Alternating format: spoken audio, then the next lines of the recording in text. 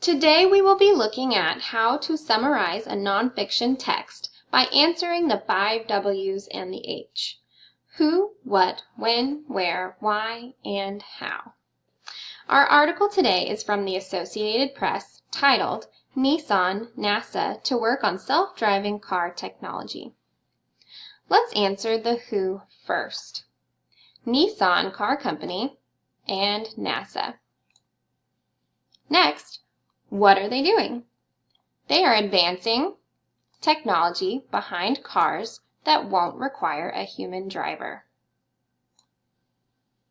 When? When is this taking place? This article was written in January 2015.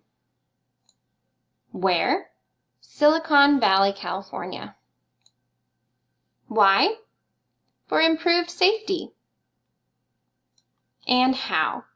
Multiple other automakers and companies will be working together to create these self-driving cars.